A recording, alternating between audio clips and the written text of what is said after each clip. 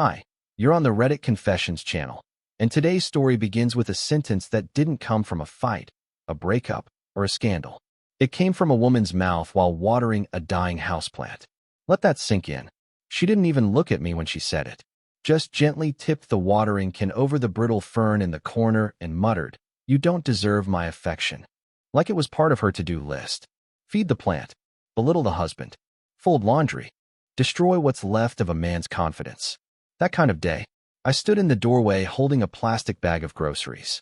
Frozen pizza, vanilla oat milk, stupid granola bars she liked. I had just walked in, hadn't even said hello.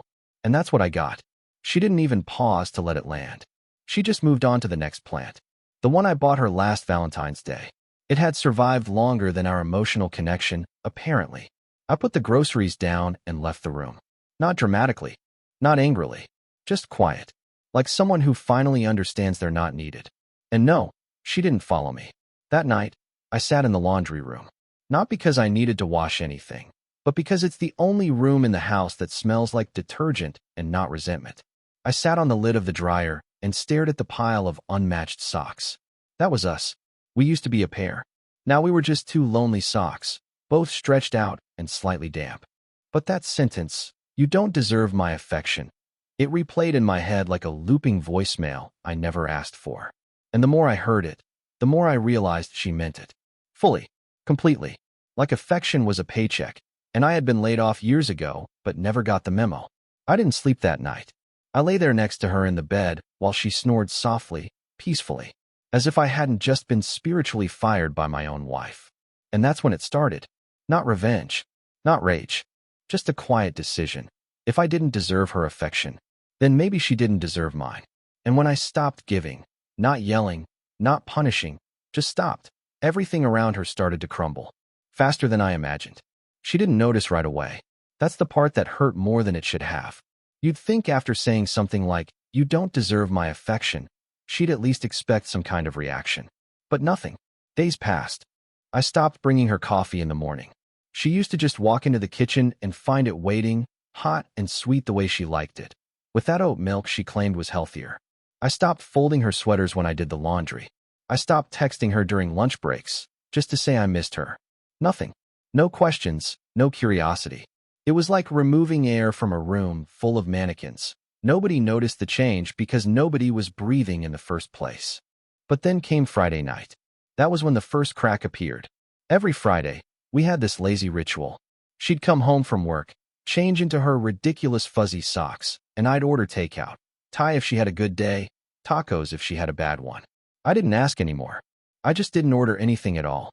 I sat on the couch, headphones on, pretending to scroll through job listings on my laptop while she wandered into the kitchen and opened the fridge like something magical would be waiting for her.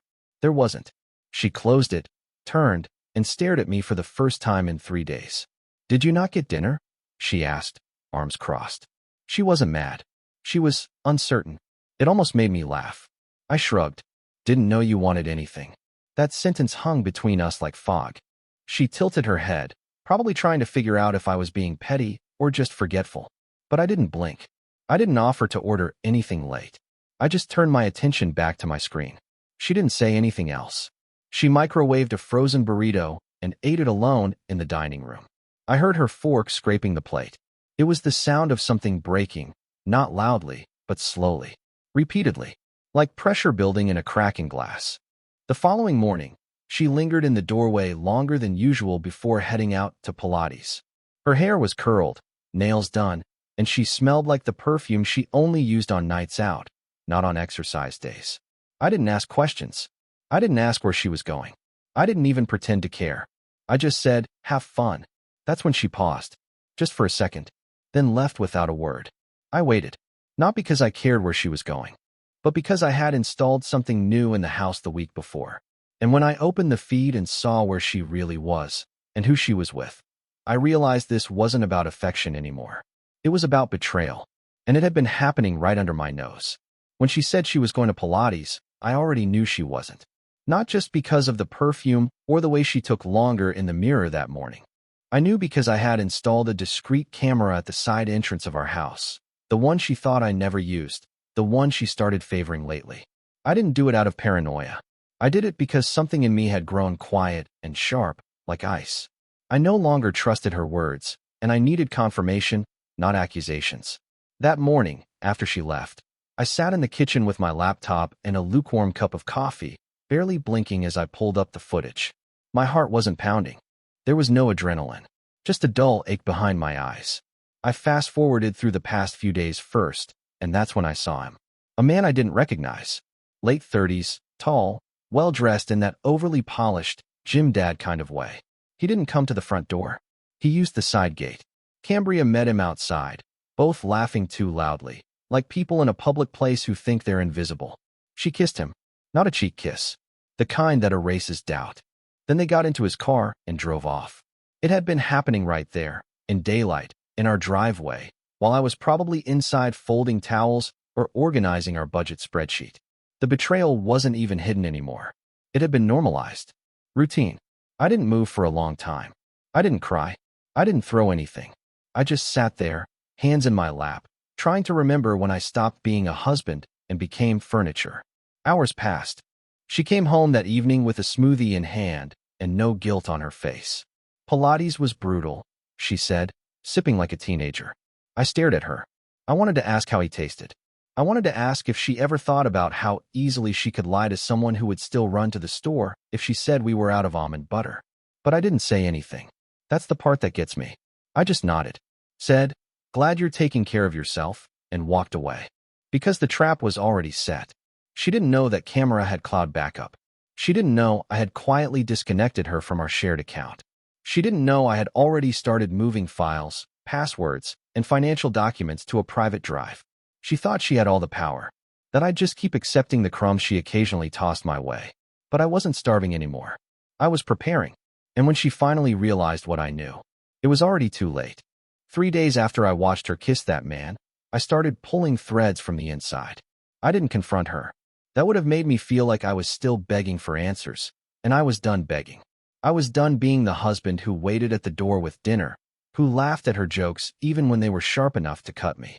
I didn't need an apology. I needed distance, the kind she wouldn't notice until it smothered her. First, I stopped putting money into the joint account. Every paycheck went somewhere new. A private account in my name only. She didn't notice.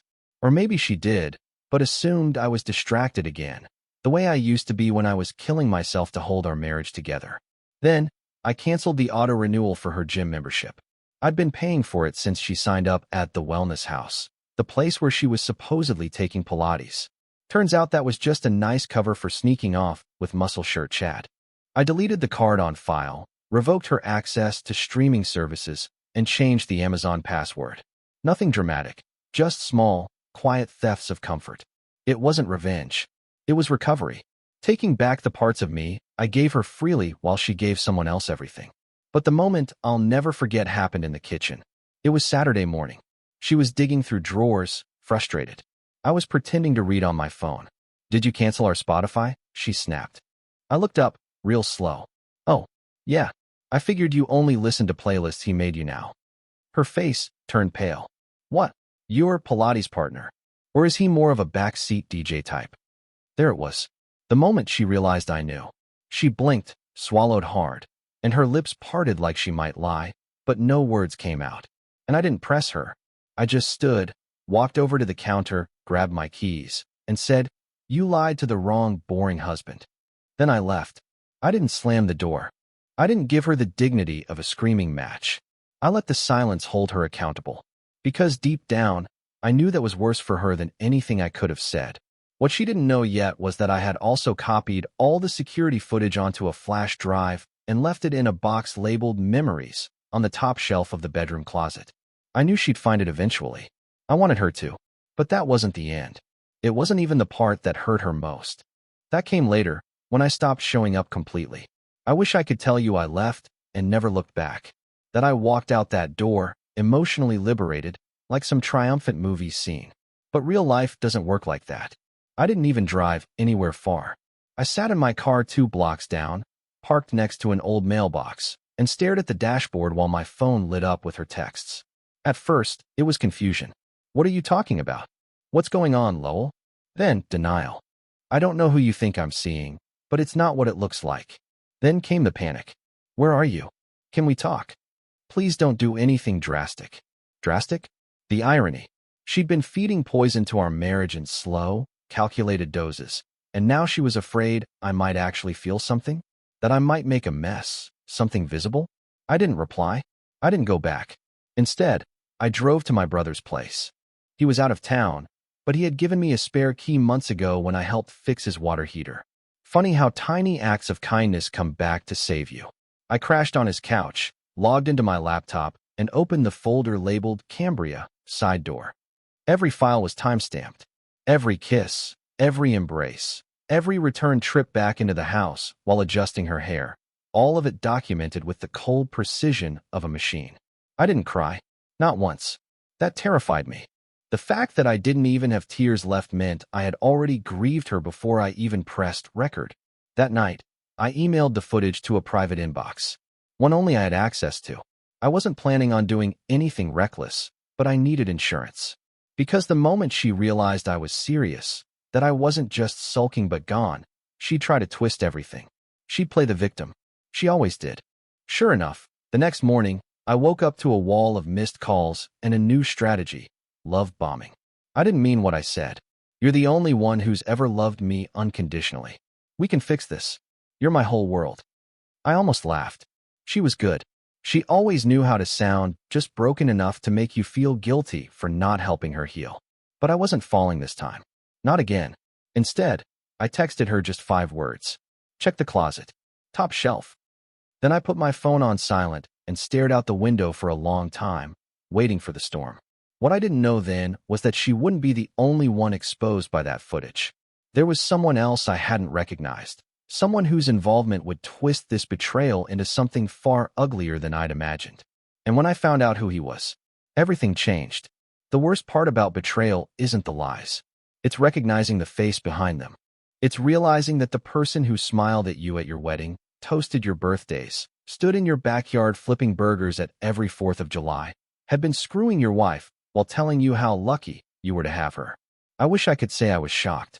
But no. Shock implies something broke suddenly. This was slower. A slow sickness, like mold crawling behind the walls. You don't see it at first, but once it's there, you can't unsee it. I sat there in my brother's apartment, staring at the footage for the 3rd time. That moment when she kissed him just outside the side gate. The guy she thought I'd never notice because she didn't know I'd installed that camera. The guy who pulled her close, whispered something in her ear, and smirked. That smirk. I knew that smirk.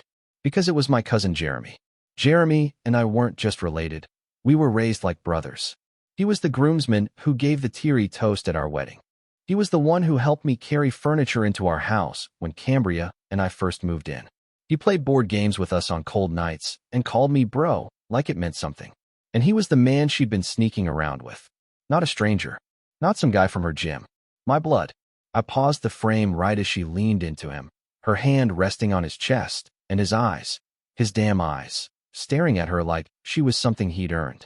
I felt sick, numb, but also free. Because now I knew. There was no more guessing. No more what-ifs. Just cold, ugly truth.